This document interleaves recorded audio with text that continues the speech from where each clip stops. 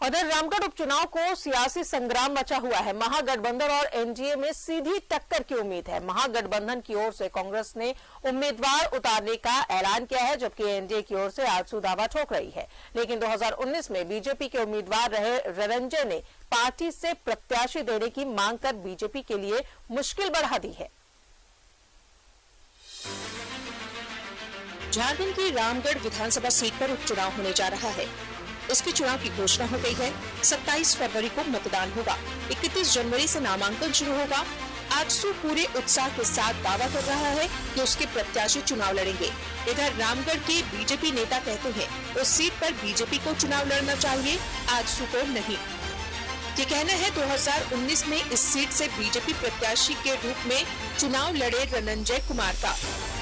रणंजय कुमार 2019 के विधानसभा चुनाव में 37,000 वोट लाकर तीसरे स्थान पर रहे थे। लगातार कार्यकर्ता वहाँ पर काम कर रहे हैं, चाहे बूथ स्तर पर हो, चाहे पन्ना प्रमुख की बात हम लोग करते हैं। सारा हम लोग का जितना भी पार्टी संगठन लेवल का काम है हम लोग करते रहते हैं, इसलिए पार्टी की मजबूत दावा वहाँ पे बनती है। और जहाँ तक एनडीए गठबंधन का है तो शीर्ष नेतृत्व तय करेगी आगे क्या होगा नहीं होगा, लेकिन भारतीय जनता पार्टी के तमाम कार्यकर्ता चाहते हैं वहां पर भारतीय जनता पार्टी का प्रत्याशी हो। प्रत्याशी कौन हो ये महत्वपूर्ण नहीं है, लेकिन ये महत्वपूर्ण है जो भारतीय जनता पार्टी वहां से चुनाव लड़े। 2019 के विधानसभा चुनाव में बीजेपी और आजसू के बीच गठबंधन टूट गया था। दोनों दल अलग अलग चुनाव लड़े थे, लेकिन फिलहाल दोनों में गठबंधन होने का दावा किया जा रहा है। इसलिए ये पर्याप्त संकेत है कि बीजेपी इस उपचुनाव में आजसू प्रत्याशी को समर्थन देगी। आजसू की ओर से सुनीता चौधरी के एक बार फिर से प्रत्याशी होने की संभावना है। प्रदेश स्तर के नेता इस मुद्दे पर महज संकेत देते हैं, साफ साफ कुछ नहीं कहते। प्रदेश अध्यक्ष ने कहा कि पार्टी की एक प्रक्रिया है, इस पर विचार विमर्श होता है। हमारे पुराने संबंध है, हम कई चुनाव लड़े हैं साथ में, हमारे आज भी मौजूद संबंध है। ये पार्टी की कुछ कार्य पद्धति है। पार्टी की कार्य पद्धति है कि कोई भी निर्णय सामूहिक निर्णय होता है। पार्टी का सामूहिक निर्णय पर विश्वास करने वाली ये पार्टी है। साथ साथ अखिल भारतीय स्वरूप होने के कारण राष्ट्रीय नेतृत्व का निर्णय अंतिम होता है। इस तरह ऐसा लग रहा है कि उपचुनाव में रामगढ़ के स्थानीय बीजेपी कार्यकर्ताओं की नाराजगी गठबंधन को झेलनी पड़ सकती है। रामगढ़ के बीजेपी नेता और कार्यकर्ता पार्टी नेतृत्व से मांग करते हैं कि इस उपचुनाव में बीजेपी को अपना प्रत्याशी देना चाहिए। कैमरा पर्सन कौशल के साथ राजेश कुमार, न्यूज़ 11 भारत, रांची। जुड़ेंगे सहयोगी राजेश हमारे साथ मौजूद है। राजेश, जिस तरीके से रामगढ़ उपचुनाव की सरगर्मी तेज हो रही है, अब अगर बीजेपी की बात करें तो 2019 में जो बीजेपी के कैंडिडेट थे रणंजय कुमार, उन्होंने साफ तौर पर कहा है कि बीजेपी को भी अपना कैंडिडेट खड़ा करना चाहिए। अब असमंजस की स्थिति जैसी नजर आ रही है।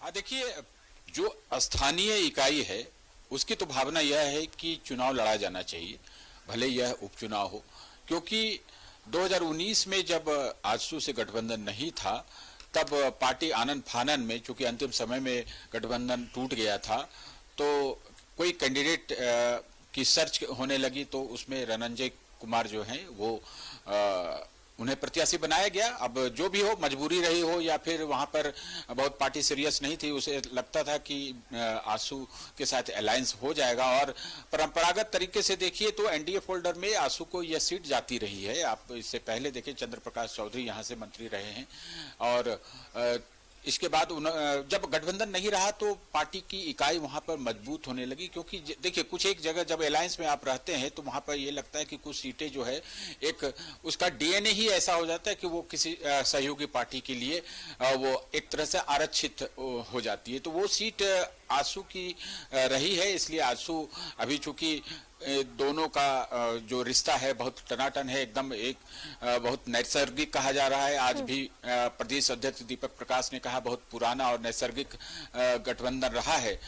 ये अलग बात है कि 2019 में ये गठबंधन टूट गया और इसका खामियाजा भी दोनों दलों को भुगतना पड़ा।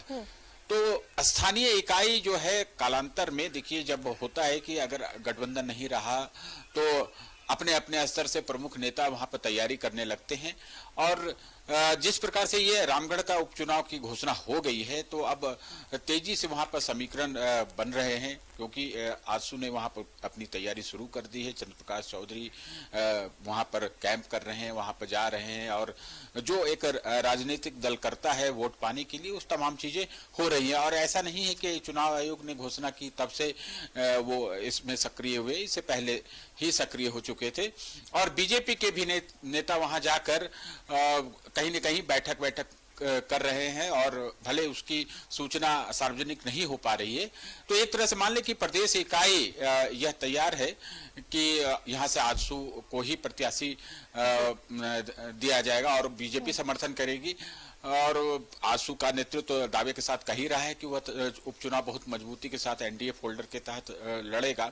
लेकिन स्थानीय स्तर के जो नेता और कार्यकर्ता हैं वो चाहते हैं कि चूंकि 2019 में बहुत हड़बड़ी में प्रत्याशी दिया गया और चुनाव लड़ा गया तो 37,000 वोट मिले थे। देखिए जो विनिंग कैंडिडेट थी ममता देवी, उन्हें 58,000 वोट मिले थे और सेकंड पोजीशन पर सुनीता चौधरी थी जो आजसू से लड़ी थी, उन्हें 72,000 के आसपास वोट मिले थे। तो ये देखिए गैप है कितना, 37,000 वोट बीजेपी कैंडिडेट जो कुंटू बाबू है रनंजय सिंह उन्हें मिला था। अब वो वही कह रहे हैं कि अगर पार्टी वहां से चुनाव लड़े, वो यह भी कहते हैं कि केंद्रीय नेतृत्व तय करेगा कि कौन वहां चुनाव लड़ सकता है, लेकिन अपने स्तर से उन्होंने दावेदारी की है, पार्टी के स्थानीय इकाई की ओर से दावेदारी की है, प्रदेश अध्यक्ष से मिले हैं और उन्होंने कहा कि हम केंद्रीय नेतृत्व से भी बात कर रहे हैं और दावा पेश करेंगे कि हाँ से बीजेपी को कैंडिडेट देना चाहिए, जो देखिए संभव नहीं दिख रहा है क्योंकि साफ तौर पर संकेत है प्रदेश स्तर से कि आजसू के लिए ही यह सीट है। और आप देखें कि इससे पहले जितने भी उपचुनाव हुए 2019 के विधानसभा चुनाव के बाद सभी में आजसू ने उन्हें समर्थन दिया है, यहाँ तक कि राज्यसभा चुनाव में भी समर्थन दिया है। दीपक प्रकाश जब 2020 में चुनाव लड़ रहे थे उस समय भी आजसू का उन्हें वोट मिला था। अभी 2022 में आदित्य साहू को भी आजसू ने समर्थन दिया। तो इस दृष्टिकोण से देखें तो आजसू का दावा पुख्ता बनता है और बीजेपी भी मन से तैयार है कि उसे समर्थन किया जाए। लेकिन स्थानीय इकाई यानी रामगढ़ जिला भाजपा की यह ख्वाहिश है कि नहीं बीजेपी यहाँ से चुनाव लड़े और उससे सबसे ज्यादा कुंटू बाबू जो रनंजय सिंह है जो 2019 में प्रत्याशी रह चुके हैं, उनकी इच्छा है कि एक बार फिर से बीजेपी यहां से चुनाव लड़े। लेकिन गठबंधन धर्म क्या कहता है यह पार्टी तय करती है। और जैसा कि हम लोग जानते हैं कि चंद्रप्रकाश चौधरी केंद्रीय गृह मंत्री जब यहाँ आए थे तो उनसे संभवतः मुलाकात भी उन्होंने कर ली है और एक तरह से हरी झंडी मिल गई है कि वहां से आजसू ही चुनाव लड़ेगा। तो कमोबेश देखे स्थानीय स्तर पर भावना हो ही सकती है, क्यों नहीं हो। वैसे तो आप देखें कि सिल्ली में भी जो लोग हैं विधायक, वहां पर जो विधायक बनना चाहते हैं या जो प्रत्याशी अपने को मानना चाहते हैं वो भी चाहते हैं कि सिल्ली भी बीजेपी लड़े, लेकिन गठबंधन में तो सीटें बट जाती हैं। तो इस तरह से राजनीति चल रही है, लेकिन स्थानीय स्तर पर लोगों की भावना है वही उन्होंने आज इसका इजहार किया है। राजदा बिल्कुल, और ये बात तो सभी को पता है कि उस वक्त आजसू और बीजेपी का अलायंस होता तो जाहिर तौर पर सीट एनडीए के हाथ में होती, आजसू की प्रत्याशी की जीत होती, क्योंकि रनंजय कुमार और सुनीता चौधरी की अगर वोटों को एक साथ कर दिया जाता तो ममता देवी से ज्यादा थे। तो जाहिर तौर पर अब गठबंधन है तो जीत अभी भी बड़ी चुनौती रहेगी कांग्रेस के लिए। और इस तरह की चीजें अगर बीजेपी के साथ देखी जाए, अगर स्थानीय जो बीजेपी के नेता कार्यकर्ता है वो अगर आवाज उठाते हैं तो शायद मुश्किल हो सकती है। हाँ, इस बात की आशंका है, आपने सही कहा कि जो स्थानीय स्तर पर जो लोगों की निराशा हो सकता है कि आजसू के कैंडिडेट मिल जाए वहां पर, तो लोकल जो बॉडी है वो उतना तन मन से ना लगे, ये इसकी आशंका हो सकती है। लेकिन ये तो पार्टी का निर्णय होता है, इसमें पार्टी किस प्रकार से वहां देखती है। लेकिन थोड़ा तो लोगों में निराशा जरूर देखी जा रही है और आगे भी इसका असर पड़ ही सकता है, क्योंकि देखिए जब गठबंधन होता है तो उस समय ईमानदारी जरूरी है। कहीं भी अगर चुनाव लड़ने में ईमानदारी नहीं है तो उसका खामियाजा तो उस गठबंधन को जरूर उठाना पड़ता है। इसलिए बीजेपी के जो प्रदेश नेतृत्व है या फिर केंद्रीय नेतृत्व है वो सभी देखेंगे इस मामले को कि किस प्रकार से लोकल जो नेता और कार्यकर्ता उनके भावना की कद्र कैसे की जा सकती है, क्योंकि देखिए कोई एक ही कैंडिडेट खड़ा हो सकता है। अब ये गठबंधन है तो गठबंधन के बैनर तले एक ही कोई प्रत्याशी हो सकता है। अब ये गठबंधन टूट जाए, अगर बीजेपी के लोग बागी हो जाएं तो भले इसमें नुकसान हो सकता है गठबंधन को, लेकिन पार्टी चूंकि अनुशासन का हवाला देती है, इसलिए लगता है ऐसा कि स्थानीय नेता और कार्यकर्ता मान जाएंगे। ऐसा प्रयास शुरू भी हो गया है कि जो चीजें हैं उसे स्पष्ट तौर पर कहा जाए, क्योंकि जितने भी उपचुनाव अब तक हुए हैं उसमें आजसू ने समर्थन दिया है, तो यहाँ पर आजसू को हम लोग समर्थन देंगे। यानी ये बीजेपी के नेताओं का एक तरह से साफ संकेत भी है। ये अलग बात है कि बीजेपी की अपनी प्रक्रिया है और इसकी घोषणा वो एक प्रक्रिया के तहत होगी। अभी देखिए आजसू के साथ उसकी एक बैठक होगी, जो यहाँ पर उनका जो नेतृत्व करता है वो सभी बीजेपी के प्रदेश इकाई के साथ बैठेंगे। एक वहां आग्रह किया जाएगा कि हम अपने प्रत्याशी दे रहे हैं, आप इसका समर्थन कीजिए। ये एक परंपरा रही है और ये प्रक्रिया है। उसके बाद ये चीजें जाएंगी केंद्रीय नेतृत्व के पास, यानी बीजेपी के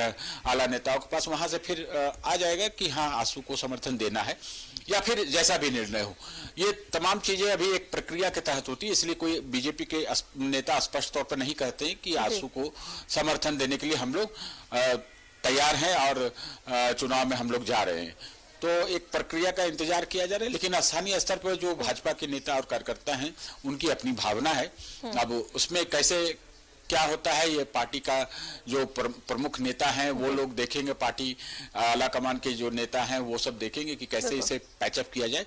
लेकिन थोड़ी बहुत निराशा तो रहती है और इसका थोड़ा बहुत असर तो पड़ ही जाएगा। बहुत बहुत शुक्रिया आपका राजेश तमाम जानकारियों के लिए। तो जिस तरीके से रामगढ़ उपचुनाव को लेकर तैयारियां की जा रही हैं और अब रामगढ़ के जो स्थानीय बीजेपी नेता है, कार्यकर्ता है,